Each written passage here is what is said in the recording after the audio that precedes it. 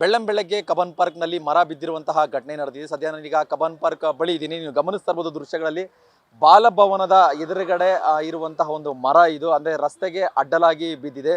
So ಮುಂಜಾನೆ ಅಂತ ಹೇಳಿದ್ರೆ ಸುಮಾರು 4ರಿಂದ 5 ಗಂಟೆ ಸಮಯದಲ್ಲಿ ಮರ ಬಿದ್ದಿರೋ ಬಗ್ಗೆ ಮಾಹಿತಿ ಇದೆ. ಅಂದ್ರೆ ಆ ಸಮಯದಲ್ಲಿ ಹೆಚ್ಚಾಗಿ ಜನಸಂಚಾರವೂ ಇರಲಿಲ್ಲ, ವಾಹನ ಸಂಚಾರವೂ ಇರಲಿಲ್ಲ. ಹಾಗಾಗಿ ಯಾವುದೇ ರೀತಿಯಾದ ಒಂದು ಅಪಾಯವೂ ಕೂಡ ಸಂಭವಿಸಿಲ್ಲ.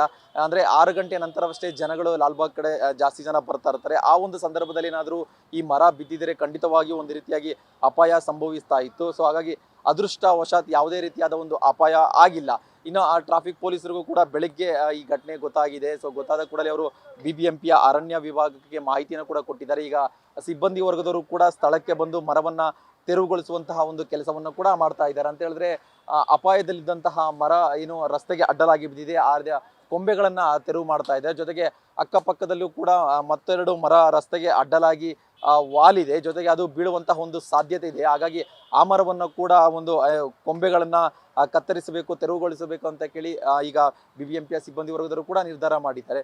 ಒಟ್ಟಾರೆ ಈಗ ಬೆಳ್ಳಂಬೆಳಿಗ್ಗೆ ಅಂತ ಹೇಳಿದ್ರೆ ಒಂದು ಕಡೆ ಮಳೆ ಸತತವಾಗಿ ಬೀಳ್ತಾ ಇದೆ ಬೆಂಗಳೂರಲ್ಲಿ, ಮತ್ತೊಂದು ಕಡೆ ಮರಗಳು ಬೀಳುವಂತಹ ಘಟನೆಗಳು ಕೂಡ ನಿರಂತರವಾಗಿ ನಡೀತಾ ಇದೆ. ಈ ಹಿನ್ನೆಲೆಯಲ್ಲಿ ಬಿಬಿಎಂಪಿ ಅಧಿಕಾರಿಗಳು ಸೀರಿಯಸ್ ಆಗಿ ತಗೋಬೇಕಾಗಿದೆ ಮರಗಳ ಬಗ್ಗೆ. ಯಾಕಂತ ಹೇಳಿದ್ರೆ ಪಾದಚಾರಿಗಳು, ವಾಹನ ಸವಾರರ ಮೇಲೆ ಮರ ಬಿದ್ದಂಥ ಸಂದರ್ಭದಲ್ಲಿ ಖಂಡಿತವಾಗಿಯೂ ದೊಡ್ಡ ಮಟ್ಟದ ಒಂದು ಅಪಾಯಗಳು ಕೂಡ ಸಂಭವಿಸುತ್ತೆ.